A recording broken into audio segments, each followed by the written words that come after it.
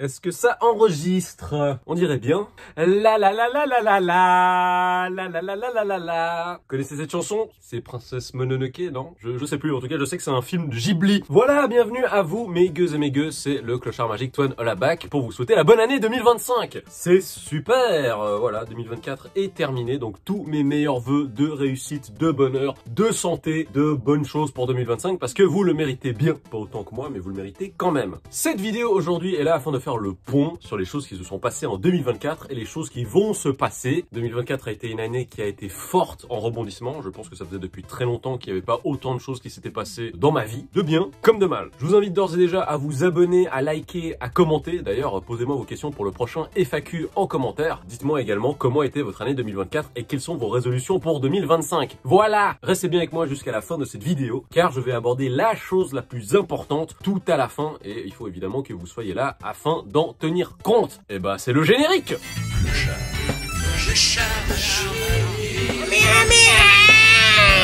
Hello. Et bon retour parmi vous, non parmi nous, parmi moi, je sais plus, je parle plus français moi, je suis Christophe Lambert. L'année 2024, c'était comment? D'ailleurs, comment était la vôtre? Pour ma part, c'était une année très particulière parce qu'elle s'est passée comme ça, en un clin d'œil. Je crois que j'ai pas vu une année passer aussi rapidement depuis la pandémie. C'est en grande partie suite aux mésaventures qui sont arrivées au sein de la boîte Japan Deal World. C'est ouf parce que cette histoire s'est déjà passée il y a un an. En tous les cas, c'était un petit peu le highlight pas cool de 2024. Tout ce qui est écosystème, manga game ou ce genre de choses, moi je connais pas du tout. Moi je connaissais pas du tout le monde des influenceurs, le monde des hobby shops, le monde des figurines, je connaissais pas. Mais attention, je tiens tout de même vraiment à souligner que j'avais pris beaucoup de plaisir à commencer à bosser là-bas. J'étais habité par un nouvel espoir, et cet espoir, on en parlera un petit peu plus tard dans la vidéo. J'y ai cru au même titre que beaucoup d'autres personnes ont cru au projet. Déception du public, dira-t-on. Highlight du point de vue de voyage pour l'année 2024, c'est tout simplement mon voyage au Vietnam. Pour celles et ceux qui me suivent sur les réseaux sociaux, vous avez certainement vu que j'ai passé quelques semaines au Vietnam afin de rendre visite à la famille. Et c'était un événement qui était très important parce que déjà je suis d'origine vietnamienne, aussi parce que je ne suis pas retourné au Vietnam depuis 2004. Mais c'était un voyage qui m'a beaucoup marqué et par ailleurs j'ai filmé beaucoup de vidéos là-bas et je me réjouis de pouvoir faire le montage. Donc il y aura des clochards à table évidemment où je vais aller goûter des plats, visiter des endroits, des vlogs. Aussi et surtout je donne mes impressions quant au changement du pays parce qu'en 20 ans il y a beaucoup de choses qui sont passées et je vous avoue que j'ai eu un choc. J'ai eu un petit peu de mal à m'adapter mais on reviendra dessus, en tout cas à rester connecté parce que ça va être des vidéos qui sont très personnelles et je pense aussi qu'ils vont permettre de mettre en perspective beaucoup de choses en Asie de façon générale parce que pour rappel en Asie il n'y a pas que le Japon. Il y a tout de même eu un highlight niveau voyage au sein du Japon. J'ai beaucoup voyagé dans pas mal d'endroits différents, Nagano, Osaka, Kyoto, bref rien de très original de ce côté là, mais c'était surtout l'occasion d'aller dans ces endroits avec des amis que vous connaissez déjà, notamment Roro et Florent de Manga Okaz, et aussi avec un ami d'enfance avec lequel on s'était promis de voyager au Japon il y a déjà plus de 10 ans, et ça a été chose faite. Ça fait vraiment hyper plaisir. Highlight du point de vue des réseaux, c'est le podcast Tokyo Talk que j'avais fait avec Anatitude, que je salue au passage. Elle m'avait invité afin de parler de mon expérience au Japon, et pour moi c'était une apparition qui a été très importante parce que ça m'a permis de parler de choses beaucoup plus personnelles et de m'exprimer de façon un petit peu inattendue pour certaines personnes parce qu'il y avait des individus qui me connaissaient déjà par le biais de mes réseaux sociaux, de ma chaîne, qui connaissaient le clochard magique et qui se disaient ah ouais en fait il y a un côté un petit peu plus sensible derrière cette carapace de sarcasme et de blagues caca pipi.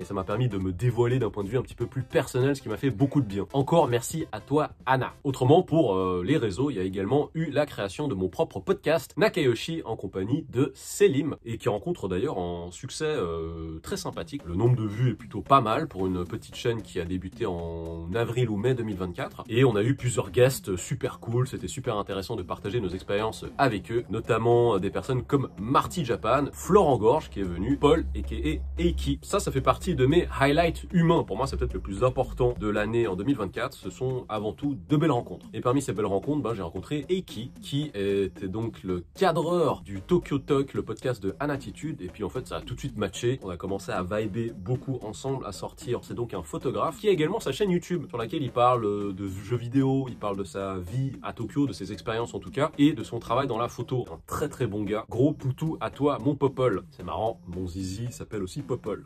Tu veux Les rencontres en 2024, toujours dans la bonne vibe. Déjà, il y a eu la venue de Asdek, producteur de musique électronique, techno, également hip-hop par moment. Little César, son acolyte, tour manager et tatoueur. Et aussi Valentin Rafali, qui est un cuisinier de Marseille. Et autre highlight très sympathique, c'était Sacha. Sacha, le petit frère de Paul. Donc voilà, on a eu la chance de sortir un petit peu tous ensemble il y a quelques semaines de cela, parce que Asdek était à Tokyo pour faire son travail, pour jouer de la musique en public. Et c'était vraiment cool que tout ce petit monde se connecte et se rencontre. Voilà, moi ça me fait toujours plaisir de tomber sur des gens bien.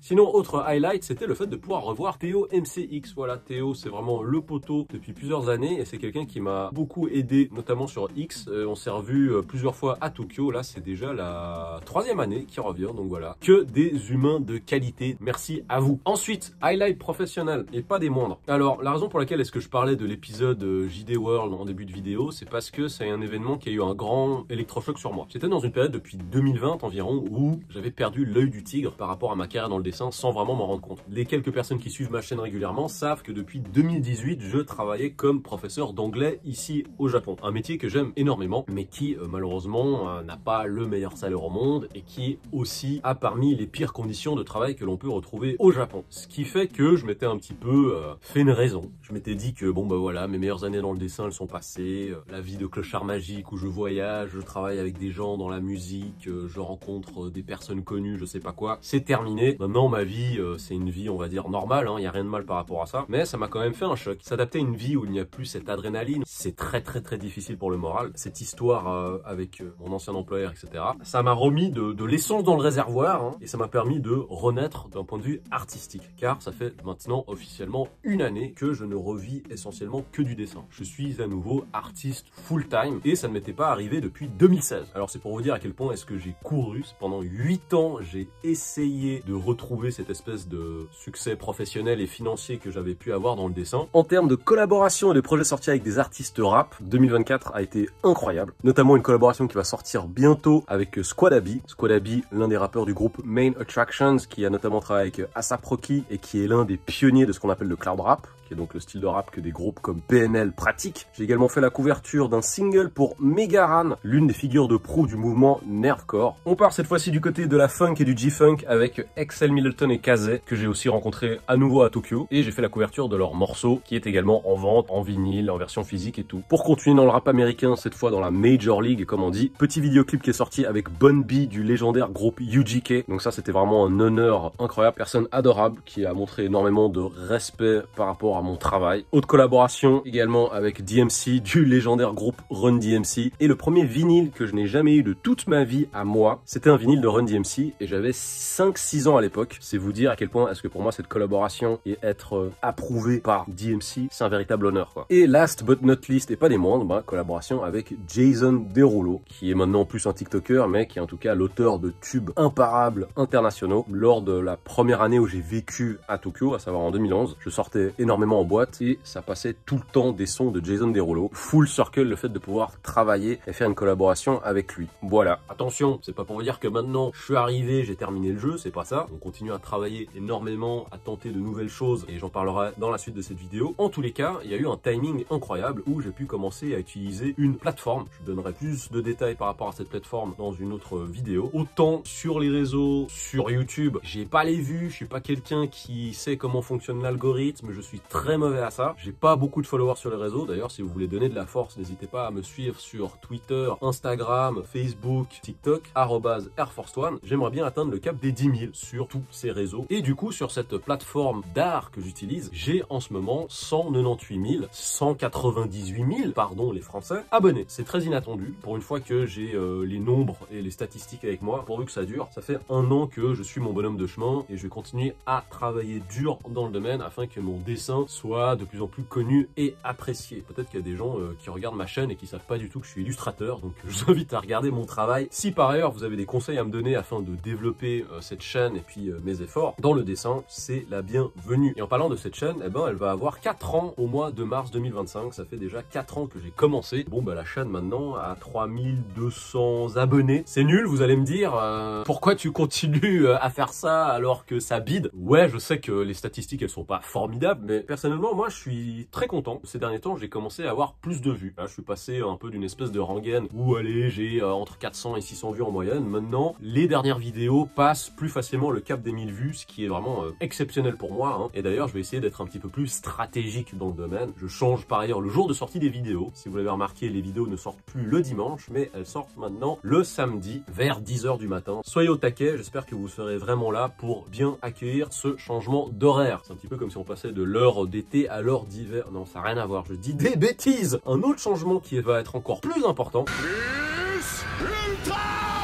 c'est le changement de la direction de la chaîne, ou plutôt c'est une évolution. J'aimerais partager plus de contenu artistique afin de parler de mes passions, mais également avoir des vidéos plus analytiques en partant de rumeurs, en partant d'expériences personnelles qui me sont arrivées ou de choses que j'ai vues. Et il ne s'agira plus uniquement de parler d'anecdotes, de faire des story time et puis de se taper des barres, même si c'est, je pense, le format que je préfère, mais essayer d'apporter une plus-value en faisant des recherches afin de donner le plus d'informations possible à ce niveau-là. Apporter du renouveau, apporter une évolution, un point de vue plus analytique, toujours en gardant un point de vue plus original, différent de ce qu'on voit normalement sur le réseau, avec cette petite touche d'humour et de sarcasme qui fait toujours plaisir. D'ailleurs, c'est assez rigolo de lire certains commentaires, notamment par rapport à la vidéo sur Saitama. C'est une vidéo qui a très bien marché, je m'attendais pas vraiment à ça. Et il y avait vraiment des gens qui me disaient « Ouais, putain, on dirait un Parisien, j'ai jamais vu quelqu'un se plaindre autant, etc. » Mais c'est de la merde! Encore une fois, je joue exprès sur le côté ronchon, sarcastique et de mauvais poil. C'est un peu de la comédie, hein, mais j'exagère le trait parce que ça me fait rigoler tout simplement et nous sommes là pour nous divertir. En tout cas, beaucoup de sujets vont arriver, beaucoup de vlogs vont arriver également et il ne faudra pas hésiter à tout liker et à tout commenter afin de soutenir mes petits efforts. En parlant de personnes qui me soutiennent, je tiens également à faire un poutou à Pablo, qui est quelqu'un qui a énormément fait en 2024. Il a monté plus d'une dizaine de vidéos. Alors les dernières vidéos qui sont sorties, c'est moi qui ai fait le montage parce que Pablo est en ce moment très pris par la vie, que ce soit pour des raisons professionnelles ou pour des raisons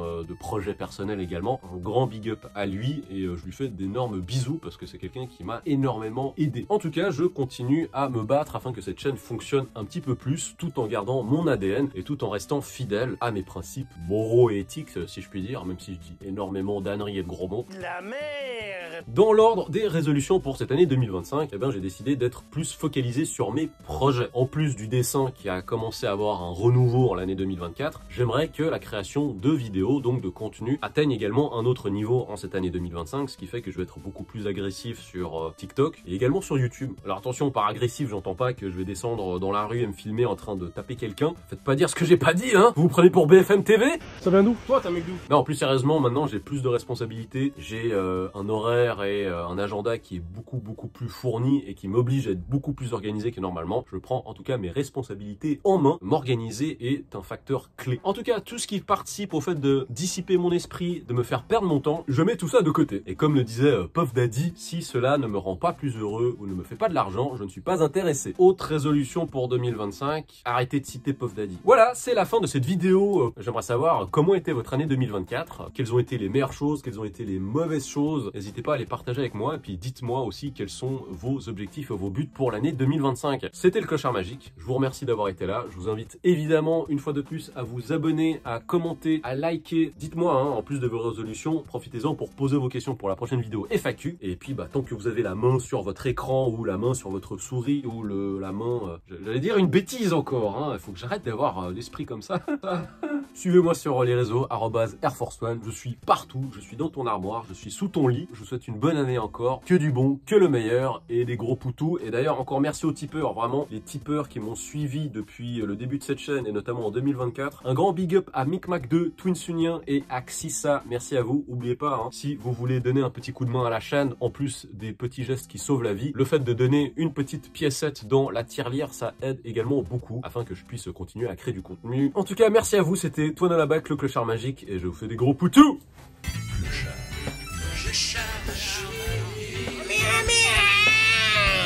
Hello.